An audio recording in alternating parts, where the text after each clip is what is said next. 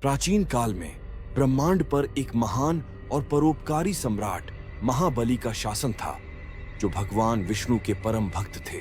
उसकी शक्ति और प्रभाव दूर दूर तक फैल गए, जिससे देवताओं को भय होने लगा कि वह स्वर्ग पर अधिकार न कर ले। अपनी चिंता में देवताओं ने भगवान विष्णु से सहायता की प्रार्थना की। देवता भगवान विष्णु के पास पहुंचे और महाबली के बढ़ते प्रभुत्व को लेकर अपनी चिंता व्यक्त की।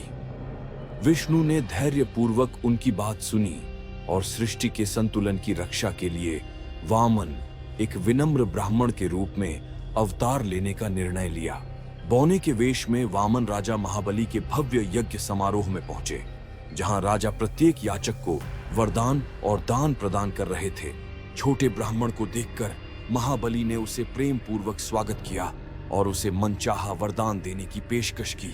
वामन ने विनम्रता से केवल 3 पग भूमि मांगी, जो उनके छोटे चरणों से मापी जाए। नम्र विनती से प्रसन्न होकर महाबली ने अपने गुरु शुक्राचार्य की चेतावनी के बावजूद यह वरदान देने के लिए सहमति जताई।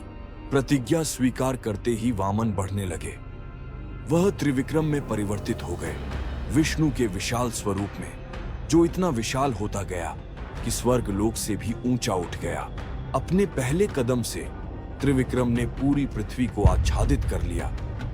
अपने दूसरे कदम से उन्होंने स्वर्ग तक पैर फैलाया और वह समस्त क्षेत्र पुनः प्राप्त किया जिस पर महाबली का शासन था।